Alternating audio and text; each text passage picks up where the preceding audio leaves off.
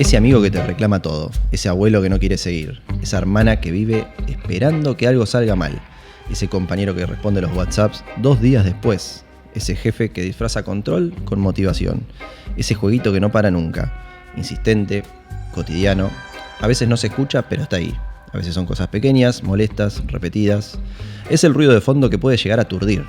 En este podcast hablamos de eso, de lo que incomoda, de lo que pesa, de lo que parece normal pero nos afecta. Porque entender el ruido es el primer paso para bajar el volumen. Bienvenidos, bienvenidas, esto es Ruido de Fondo, soy Tato Vallejos y hoy vamos a hablar de negatividad con la psicóloga Daniela Vallejos.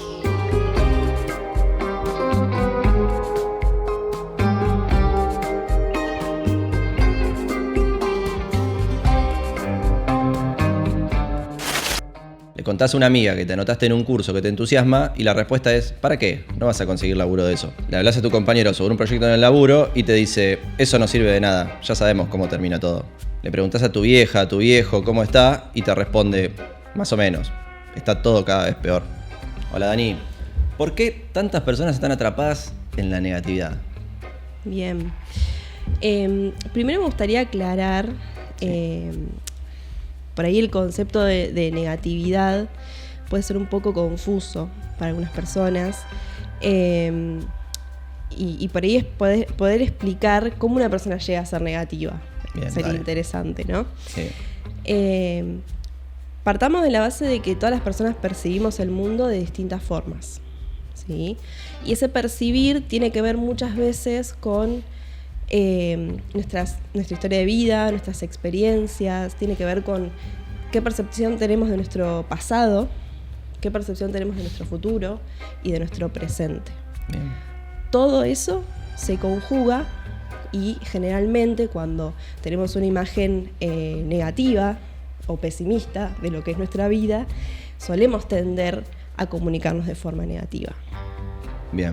¿Y qué pasa con los disparadores estos que usé, por ejemplo? ¿Que se ven cotidianamente? Sí se ven y también tiene que ver con una lógica del contexto.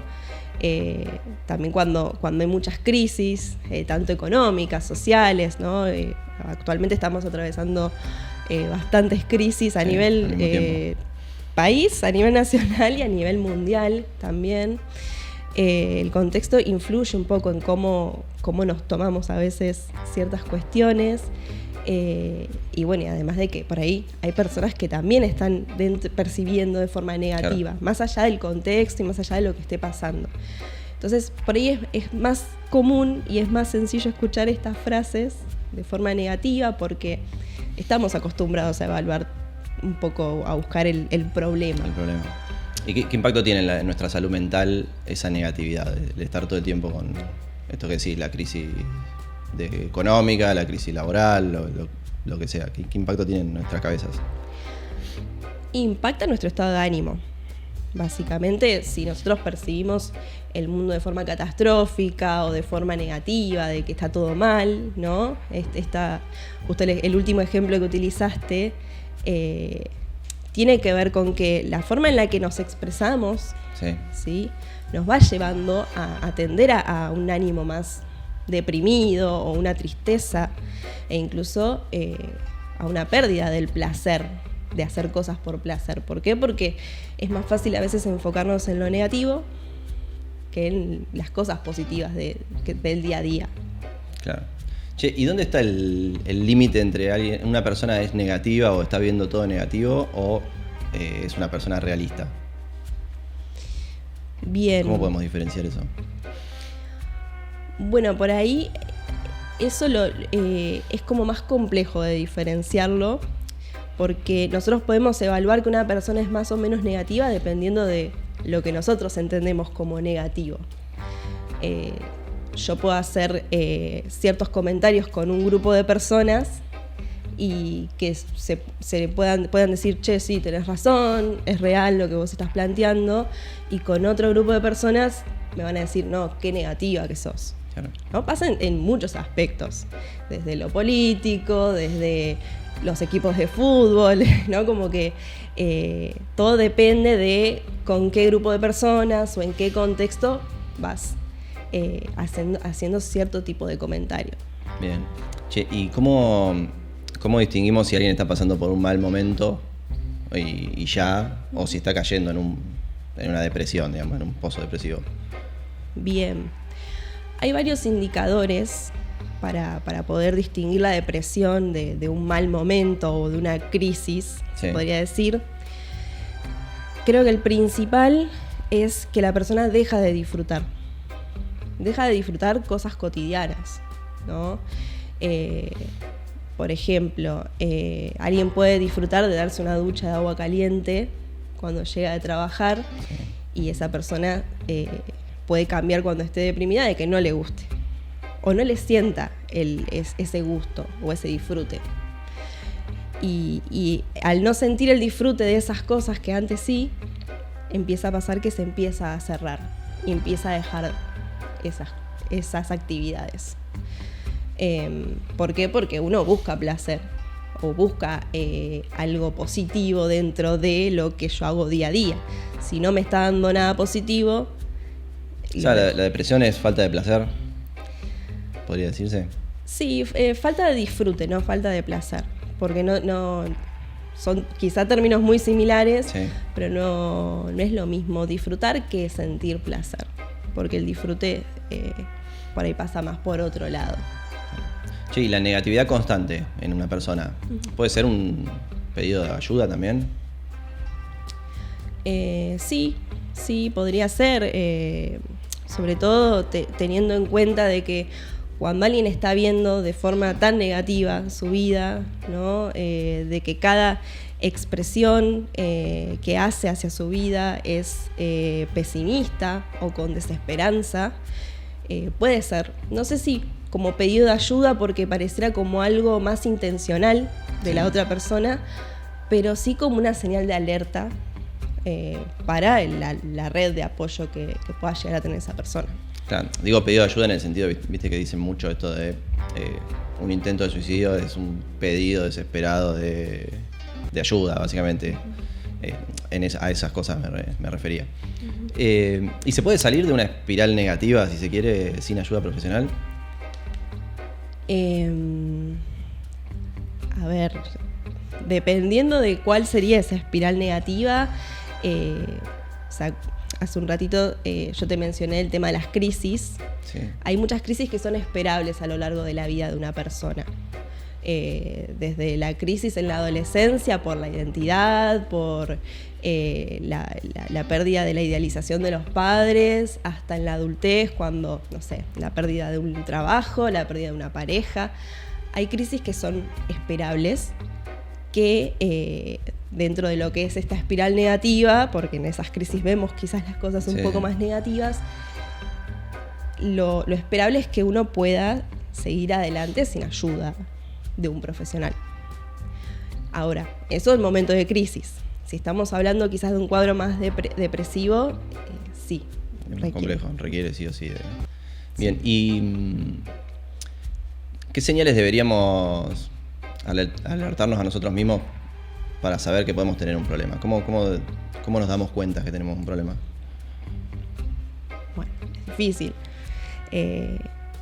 Primero porque... ¿Es verdad que es el primer paso para resolver un problema? ¿Darse cuenta que tenés ese problema? Sí. Porque si no podés registrar que tenés el problema, es muy difícil poder hacer algo para resolverlo. Aunque muchas veces el tener el problema no quiere decir que uno vaya ya a resolverlo, ¿no? Se va a tomar su tiempo para poder pedir ayuda. Quizás a veces en la guardia vemos personas que llegan explotadas y con 1 millón de intentos por solucionar, ¿no? Su cuadro depresivo y uno dice, bueno, pero tenías el problema y no pediste ayuda a un profesional, pero bueno, lo intentó, ¿no? A su manera, no sé, tratando de acercarse a familia, tratando de acercarse más a amigos, pero bueno, suele pasar eso. ¿Cómo llegan a la guardia? Una persona intentó suicidarse, ¿no? ¿Cómo se lo recibe? ¿Cómo comienza ese tratamiento, si se quiere, en la urgencia, ¿no? Porque el intento de suicidio claramente acaba de pasar algo grosso. Sí. ¿Cómo arranca? ¿Cómo arranca la atención en la Sí. urgencia? Bien. Primero y principal, intento, a veces cuando llega la guardia, si es un intento que pudo haber sido grave, generalmente lo ven los médicos clínicos y descartan riesgo de vida. ¿Sí? Claro. O sea, si están muy intoxicados o si tienen una lesión muy, muy aguda que pueda comprometer su salud física, quizás los equipos interdisciplinarios de salud mental nos replegamos, no vamos a ir En ese momento, sí. en ese momento. Pero bueno, nos ha pasado, sí, de entrevistar a personas que han realizado intentos, que bueno, no tenían comprometida su salud física, y la realidad de lo que uno intenta en la entrevista es indagar el porqué. Se trata de indagar en la red de apoyo, si tiene a alguien que pueda acompañar a esa persona. Se trata también de poder indagar en si esa persona puede hacer crítica de lo que pasó o si sigue pensando en hacerlo, ¿no? Hay pacientes que a veces te dicen, no, estoy arrepentida, pero porque me salió mal. Porque no pudo. Entonces, el momento de evaluación es un poco ese, contención, indagar en redes de apoyo e indagar si el riesgo cierto o inminente está ahí. Claro. Bueno, hablábamos de este tema y según la Organización Mundial de la Salud, más de 300 millones de personas en el mundo viven con depresión, una de las principales causas de discapacidad global. Uh-huh. Además, el suicidio es la segunda causa de muerte en jóvenes entre 15 y 29 años. Solo lo superan los accidentes de tránsito. Soy amigo, familiar, compañero de una persona que está irritable, antipática, que la veo con algún síntoma de esto. ¿Cómo puedo darme cuenta de que necesita ayuda y cómo puedo ayudarlo? Bien. Darte cuenta que necesita ayuda, creo que es importante saber que si la persona se aísla y deja de comentarte cómo se siente o deja de comentarte qué es lo que le pasa, puede ser un factor de alarma. Sí. Otro factor es, esto de la desesperanza, ¿no? De cuando quizá la persona que tenemos cerca dice, no, yo ya no le encuentro un sentido a la vida. Yo no quiero sufrir más así como estoy sufriendo. Empieza como quizás como frases, ¿no? Que uno percibe que está desconectado con un sentido de vida. También, esto de la irritabilidad. Suelen ser personas que se irritan, no tanto con el resto, sino con ellos mismos. No me sale nada. No me sale nada, soy un inútil, no sirvo para nada, el mundo estaría mejor sin mí. Un montón de frases que atentan contra ellos, ¿no? Más contra su integridad. Ahora, esas frases no son para llamar la atención. ¿Cómo desmitificamos esto de no va a hacer nada? Todo lo que dice lo dice porque sí, porque le gusta llamar la atención. Uh-huh. ¿Cómo nos damos cuenta si quiere llamar la atención o no? O sea, necesariamente decir no tengo ganas de vivir puede llegar a ser que esté depresivo. Yo creo que es un llamado de atención, porque esa persona está teniendo la confianza, si es en lo íntimo, sí, está teniendo la confianza con vos para poder expresarte que no quiero vivir más, me quiero matar, ¿no? Sí. Y es un llamado de atención. El tema es que no lo tenemos que ver como algo negativo. Tenemos que verlo con el fin de que esta persona está pidiendo ayuda, ¿no? Claro. Porque una persona no lo va a hacer porque sí. Más allá de que piense o no en matarse, es una persona que está sufriendo. O sea, si lo manifiesta es porque está sufriendo. ¿Y cómo diferenciamos con tanta red social, ¿no? ¿Cómo podemos diferenciar una expresión auténtica de dolor de una careteada en redes sociales, una llamada, una búsqueda de atención en redes sociales? ¿Hay algo ahí, hay una línea para trazar y darse cuenta? Y la verdad que el dolor no se puede medir. Y no sabemos si es auténtico o no, pero yo creo que salvaríamos más vidas si nosotros, cuando del otro lado hay alguien expresando dolor, le creemos y acompañamos a eso, salvaríamos más vidas. En lugar de juzgarlo. En lugar de juzgarlo. Que de última, si llama la atención, bueno, llamó la atención un rato y listo. Es lo peor que puede llegar a pasar. Pero si en realidad la persona necesita ayuda, uno, por ahí acercándose a esa persona, quizás estaría salvándole la vida. Che, y más allá de la terapia, ¿no? Y quizás la medicación en algunos casos, ¿hay estrategias o hábitos comunes que podemos tomar para no caer en una espiral negativa? No es para hacer el recorte de 5 tips para no deprimirte, ¿no? Pero hay cosas cotidianas que uno puede... Sí, no quiero caer en esa, claro, del ejercicio, de la alimentación. Yo creo que uno cambia su día a día cuando está rodeado de personas que te acompañan, que te apoyan, que te escuchan, que no es muy fácil tenerlo hoy en día, ¿no? Las redes hacen que nos alejemos bastante los unos de los otros. Una red de apoyo continente, lo principal, sea en el trabajo, sea no sé, en el taller de cerámica que puedas llegar a ir, sea en el gimnasio, sea tu familia. Creo que es el principal factor protector. Nosotros en lo que es salud mental se habla de factores protectores. El principal es la red de apoyo, porque es la que te va a salvar cuando vos necesites ayuda.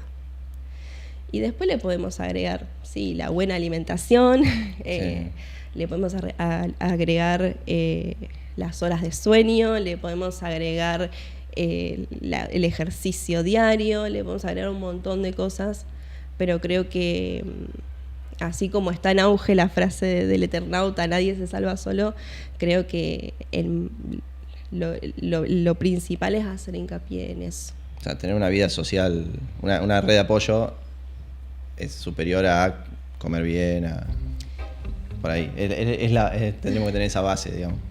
Sí, creo que sí. Che, y viste que es difícil lidiar con personas a veces depresivas. Uno no sabe sabe que tiene depresión y no sabe cómo dirigirse, cómo hablarle. ¿Puede tener mucho efecto negativo alguna frase que por ahí es bien intencionada pero hace daño? ¿Hay frases que deberíamos evitar decirle a una persona depresiva? Sí, yo te voy a decir la que mis consultantes generalmente me dicen que le molestan, que es esto cuando quieren incitar a que hagan algo constantemente, ¿no? Bueno, pero vayamos acá, salí. Vamos a caminar, hagamos esto, hagamos lo otro. O no entienden por qué la persona con depresión está tanto tiempo acostada. O sea, ¿por qué estás cansada? Si estuviste todo el día acostada, ¿no? Como, bueno, quizás no sé si esa es muy positiva, pero bueno, esta necesidad que tiene la otra persona de que el otro esté bien, que arranque, dale, vamos, ponele fuerza, ponele voluntad, ¿no? Como...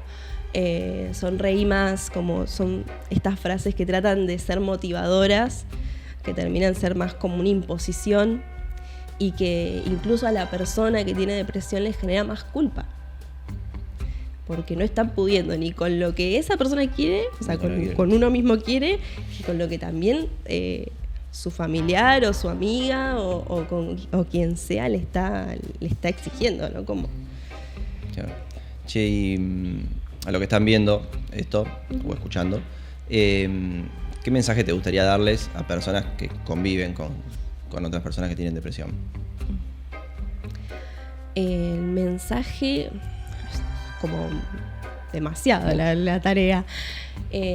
Yo creo que escuchen a la persona que está sufriendo, pero que escuchen no solamente, bueno, decime qué es lo que te pasa, sino escuchar, tomarse el tiempo, poder ofrecer el apoyo, que no implica esto de vení, levantate, vamos, sino implica ¿qué es lo que querés que hagamos?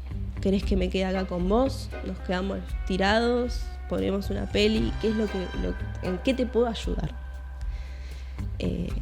Creo que ese sería el mejor mensaje que mis consultantes me han compartido también, sí.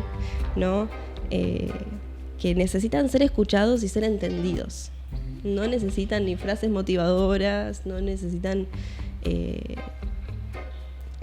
ninguna solución maestra a la depresión, sino eso, el apoyo.